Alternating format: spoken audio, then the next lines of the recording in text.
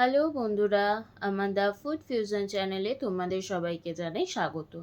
এই গরমে তোমরা সবাই কেমন আছো বন্ধুরা? আমার ছোট বড় সব বন্ধুদের জন্য সুস্থতা কামনা রইল।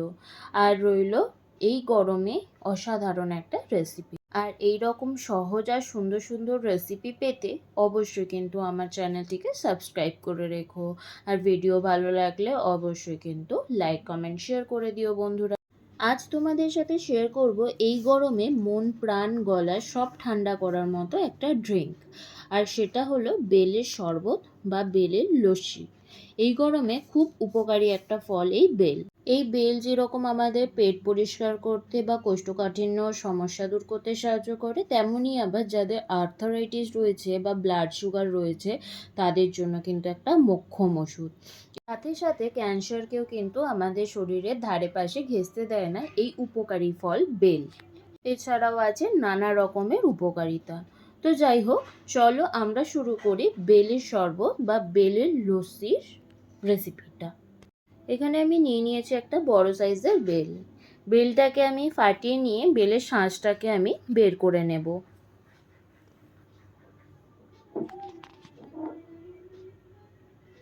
দেখো, আমার বেলের শাঁসটা পুরো বের করা হয়ে গেছে। এবার আমি খুব ভালোভাবে শাঁসটাকে মেখে নেব। খুব ভালোভাবে মেখে নেওয়ার পর আমি এটার থেকে পাল্পটা বের করার জন্য অ্যাড করে দিচ্ছি সামান্য পরিমাণে জল। আবারও খুব ভালোভাবে আমি জলের সাথে শাঁসটাকে মেখে নেব।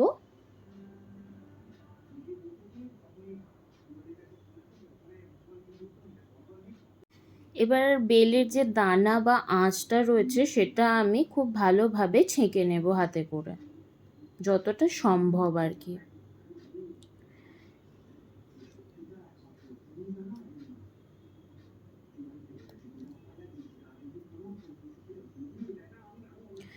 দিয়ে একটা ছাঁকুনির মাধ্যমে আমি পুরো পাল্পটাকে ছেঁকে নিচ্ছি।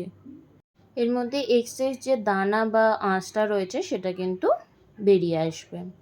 এবার যে দানা আর আঁশটা আমি আলাদা করে রেখেছিলাম সেটাও আমি একটু জলের মধ্যে ভালোভাবে গুলে নিয়ে আমি আবার সেই ছাঁকুনির মধ্যে সবটা দিয়ে দিয়েছি। তাতে বেলের যে পাল্পটা দানার মধ্যে ছিল সেটা পুরোটাই বেরিয়ে আসবে।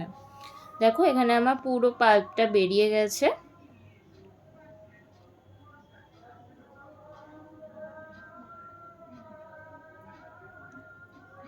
দেখো, আমার পুরো পাল্পটা এখানে বেরিয়ে এসেছে। এবার আমি একটা মিক্সিং জারের মধ্যে বেলের পাল্পটা নিয়ে নিচ্ছি। আর এর মধ্যে দিয়ে দিচ্ছি আমি পরিমাণ মতো চিনি, দিয়ে দিচ্ছি সামান্য পরিমাণের বিট নুন, দিয়ে দিচ্ছি 1.5 চামচ মতো টক দই। এবার খুব ভালোভাবে আমি এটাকে ব্লেন্ড করে নিচ্ছি। এবারে আমি একটা সার্ভিং জগে আমি পুরো মিশ্রণটা ঢেলে দিচ্ছি এবং ফ্রিজের মধ্যে রেখে দেব 2 থেকে 3 ঘন্টা মতো। 2 থেকে 3 ঘন্টা পর আমি ফ্রিজ থেকে বের করে নিয়েছি।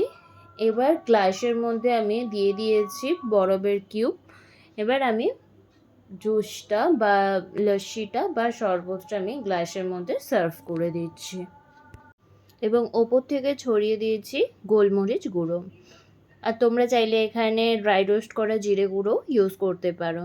তো আজ আমার এই রেসিপিটা তোমাদের কেমন লাগলো অবশ্যই কিন্তু আমাকে কমেন্টে জানিও। আর আমার ভিডিও যদি তোমাদের ভালো লেগে থাকে তাহলে অবশ্যই কিন্তু লাইক কমেন্ট শেয়ার করে দিও বন্ধুরা। আর হ্যাঁ, সাবস্ক্রাইব করতে একদম ভুলে যেও না। তো বন্ধুরা, আজ এখানেই শেষ করছি। দেখা হচ্ছে নেক্সট ভিডিওতে নতুন কোনো রান্নার রেসিপির সাথে। তোমরা সবাই সুস্থ থেকো, সাবধানে থেকো আর ভালো থেকো। টাটা।